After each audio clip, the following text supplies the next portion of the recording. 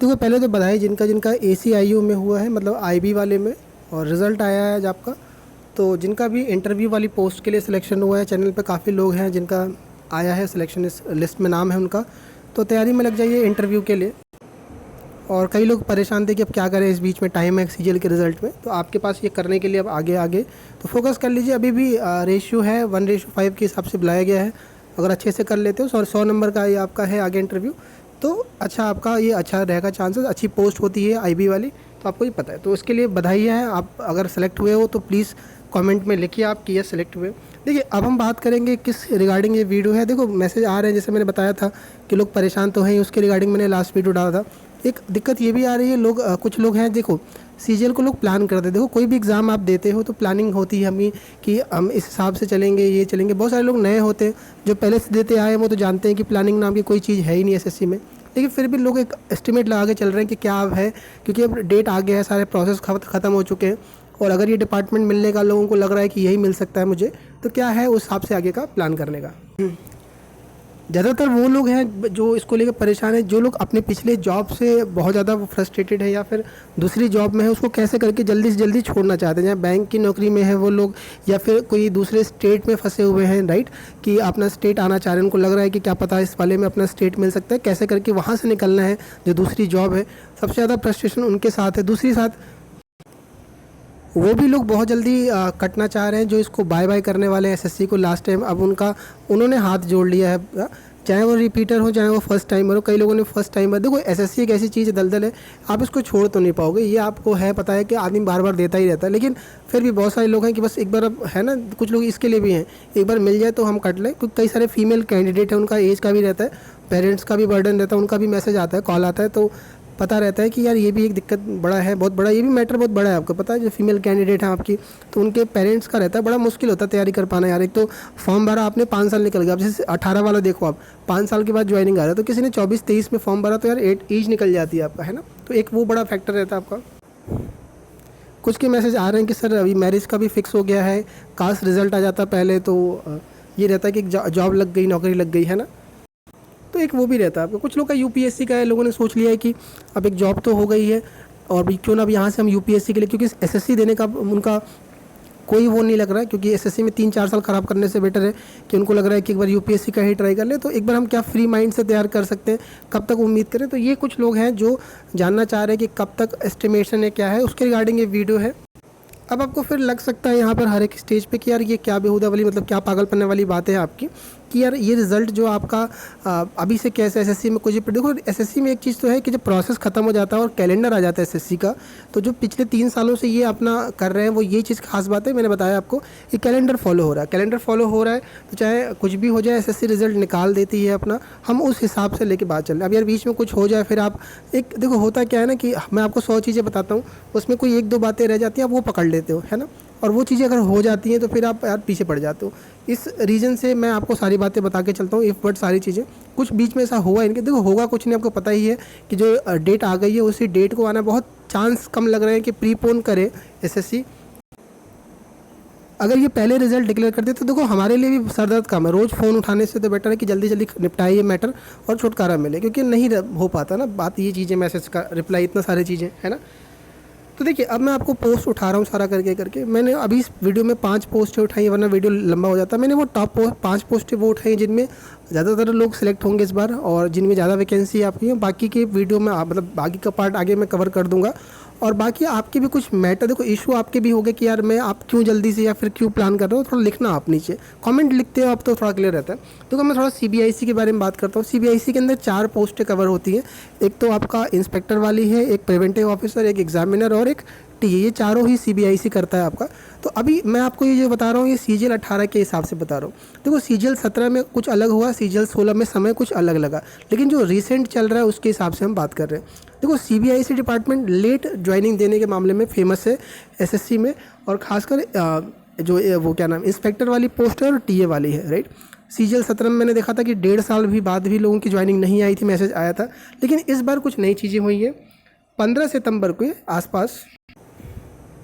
आसपास के 15 सितंबर को ही आ गया एलोकेशन आपका किसको कौन सा जोन मिला है चारों ही पोस्ट के अंदर, टीए के अंदर, एग्जामिनर, पीओ और इंस्पेक्टर वाली पोस्ट के लिए। इनका प्रेफरेंस पहले ही भरवा लिया गया था, जून के टाइम में ही भरवा लिया गया था। तो जो जोन मिलता है आपको कि कौन सा जोन आपको मिला है, तो वो रैंक के हिसाब से होता है, वो आपको डिसाइड हो गया 15 से 10। इसकी लिस्ट आप देख सकते हो साइट पे जाके। अब मैं आपको बता दूं, देखो जोन डिसाइड होने के बाद इसका ये मतलब नहीं कि आप अगले ही महीने ज्वाइन करने लग जाते हो। यहाँ से देखो काम क्या होता है, यहाँ से अब डिसाइड होता है आपका जोन, और मतलब आपकी जो ज्वाइनिंग है वो जोन पर डिपेंड करता है, कहाँ पर आपकी पोस्ट में आपको कौन सा जोन एलोकेट किया गया है, और वो जोन कितना सुस्त है, कितना फास्ट है, वो डिसाइड करेगा आपका ज्वाइनिंग का। होता कई बार ऐसा है कि 2 महीने के अंदर भी इंस्पेक्टर वालों की, टीए वालों की ज्वाइनिंग हो जाती है, कुछ जोन करा देता है। कुछ जोन में मैंने देखा कि 6-6 महीने, 7-7 महीने तक भी पेंटिंग रह जाती है। तो वो आपका जोन कौन सा मिला यार, ये उसके हाथ में रहता है। अब वो क्या करते हैं जोन वाले, जब आपका ये CBIC जोन एलोकेट कर देता है, तो फिर वो आपका जो फिज़िकल होता है, आपका जो मेडिकल करना होता है, जो चेस्ट वगैरह का मेजरमेंट है, वहाँ रनिंग वाला, साइकिलिंग वाला, वो करते हैं वहाँ पर, एंड देन वहाँ पर आपका डिपार्टमेंटल DV होके वो ज्वाइनिंग देते हैं।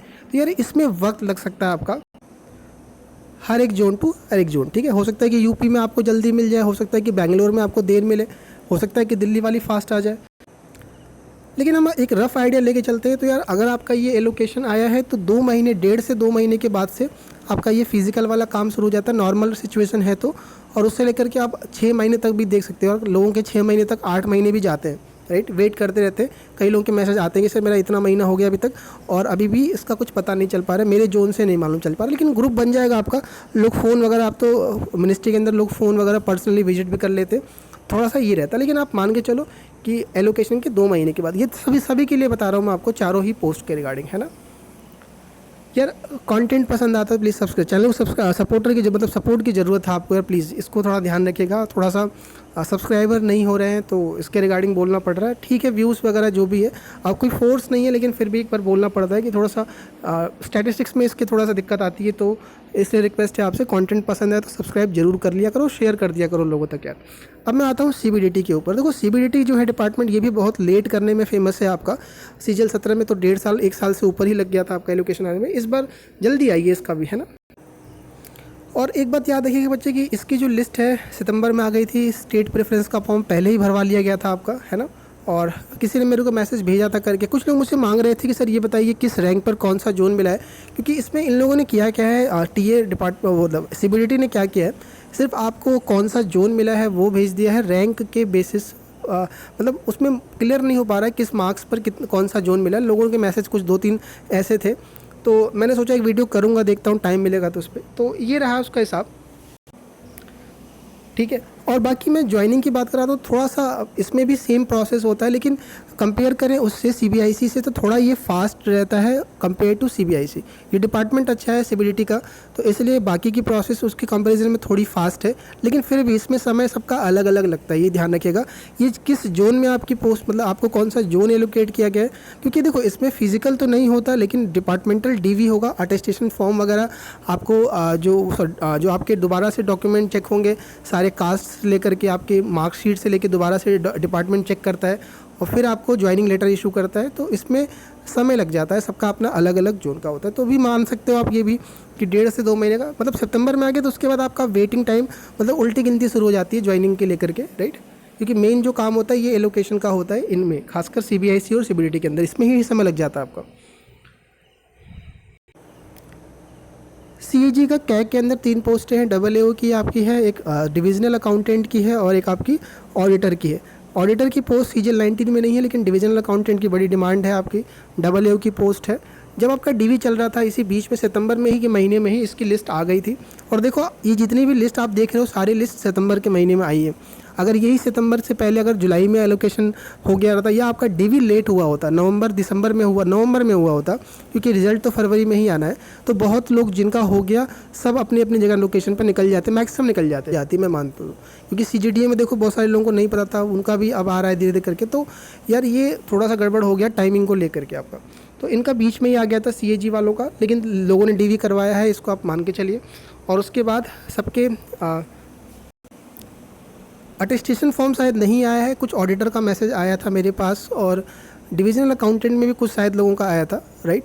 एलोकेशन सबका हो गया है, ज्वाइनिंग का शायद अभी कुछ का मतलब अटेस्टेशन फॉर्म और ज्वाइनिंग का भी कुछ का पेंडिंग है, मैसेज आया था। लेकिन देखो मैं कह रहा हूँ कि जब आपका एलोकेशन आ जाता है ना इनके बाद, फिर उसके बाद आपका बाकी का जो टाइमिंग है वो डिपेंड करता है जोन टू जोन। मैं फिर बोल रहा हूँ आपको, तो इसको ध्यान रखना है। और किसी का फास्ट मतलब आपको फिर उसके बाद डिपेंड करना पड़ता है उस पर, उससे आपका जो भी जोन है उनसे बात करना होता है, आपको उनके टच में रहना पड़ता है। और हो सकता है कि अगर आपका ग्रुप है ठीक ठाक लोग हो तो मैसेज करके या फिर आप उनसे कम्युनिकेट करके प्रोसेस को जल्दी भी करवा सकते हो, कह के वहाँ पर, है ना। बार बार मैसेज कॉल करते हो तो लोग थोड़ा सा इस पर भी थोड़ा बनता है, असर बनता है। देखो सीजे का बता दूँ मैं आपको, सीजे का जुलाई के महीने में ही लोगों को मिनिस्ट्री का एलोकेशन मिल गया था, क्योंकि रैंडम मिनिस्ट्री होती है, आपका बस नहीं चलता इसमें। उन्होंने बस मिनिस्ट्री एलोकेट कर दी आपका, और मिनिस्ट्री एलोकेट करके आपका काम मतलब आपका जो फाइल है वो मिनिस्ट्री के हाथ में चला गया। और ये जितनी भी बच्चे मैं डेट बता रहा हूँ ये सब आप लगाइएगा 1 अप्रैल के बाद से, क्योंकि अप्रैल को रिजल्ट आ गया था 1 अप्रैल, उसके बाद का टाइम गैप आप देख लीजिएगा।